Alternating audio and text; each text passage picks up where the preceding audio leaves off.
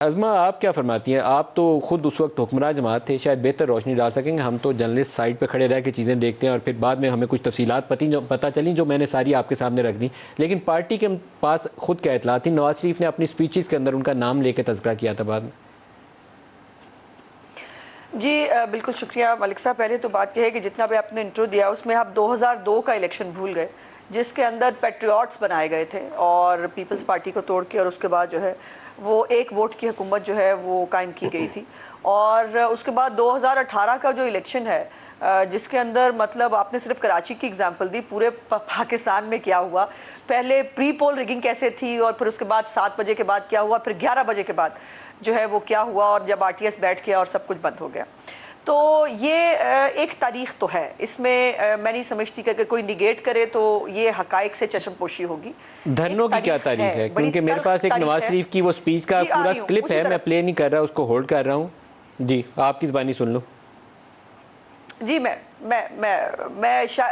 پورا زبانی تو اس طرح میں نے شاید نہ، کچھ حقائق میرے پاس موجود ہیں وہ میں ضرور بتا دیتی ہوں. کہ ایک تو آپ کو یہ یاد رہنا چاہیے کہ 2011 میں بھی شفقت محمود صاحب کے گھر پر جو ہے وہ ایک ملاقات ہوئی تھی، بڑی مشہور زمانہ، وہ بھی رپورٹ ہوئی اور وہ جنرل پاشا کے بارے میں تھی شاید، اور انہوں نے وہاں ملاقات کی، وہاں PTI کو جو ہے وہ دوبارہ سے کھڑا کرنے کی جو ہے وہ بات ہوئی اور وہاں سے PTI کا نیا جنم ہوا، بلکہ اصل جنم ہوا. ورنہ تو PTI جو ہے وہ تانگا پارٹی تھی اور عمران خان صاحب خود کہتے ہیں ان کے ساتھ 4 بندے نہیں تھے. اور اس کے بعد جو دھرنا ہے، دھرنے کے اندر ہم پیشہ سے کہتے رہے کہ یہ ایک لندن پلان بنا تھا.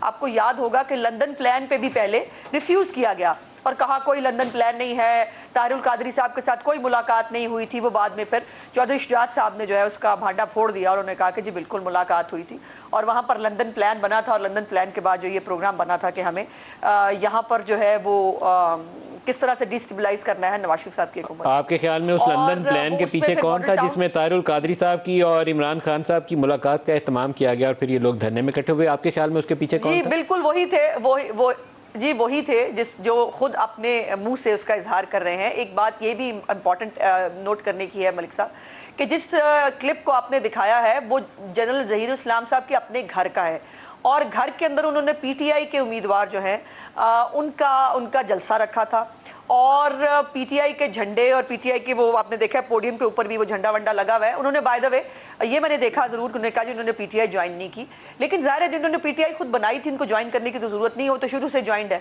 اور وہ دھرنے کے اندر جو معاملات تھے اس کے اوپر اللہ بخشے مشاہد اللہ خان صاحب کا جو انٹرویو ہے وہ خود ایک بہت بڑی ہسٹری ہے جس کے اندر جو ہے یہ معاملات بالکل سامنے آئے تھے کہ وہ ظاہر reports prime minister Nawaz Sharif صاحب کے پاس پہنچ گئی تھیں اور انہوں نے اس کو وہیں ٹیک اپ کیا جہاں کیا جانا چاہیے تھا اور وہاں پر اس بات کا اظہار بھی کیا.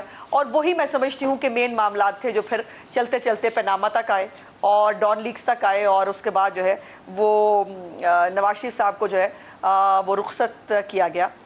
وہ کس طرح سے رخصت ہوئے وہ بھی ایک اپنی کی ہسٹری ہے. کس طرح سے سرینا کے لفافے میں جو ہے وہ فیصلہ آیا، کس طرح سے وہاں آمدرفت ہو رہی تھی ججوں کے عدالتوں کے ارد گرد، کیسے واٹس ایپ پہ GIT بنی تھی.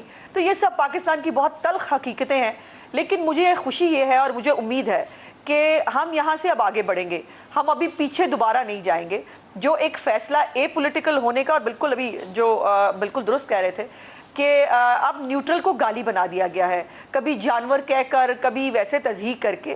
نیوٹرل ہونا ہی ایکچولی کانسٹیٹیوشن آف پاکستان کی صحیح سینس ہے اور کانسٹیٹیوشن پاکستان کہتا ہے کہ جن اداروں کا سیاست میں عمل دخل نہیں ہونا چاہیے، وہ عدلیہ ہو، وہ ہماری اسٹیبلشمنٹ ہو، ان لوگوں کا سیاست میں عمل دخل نہیں ہے. اور اسی لیے میں سمجھتی ہوں کہ عمران خان صریحاً آئین کی خلاف ورزی کر رہے ہیں جب وہ عدالتوں کو گھسیٹتے ہیں، جب وہ بار بار فوج کو جو ہے وہ ان کا وہ کردار ادا کرنے کے لیے کہتے ہیں جو ان کا کردار نہیں ہے.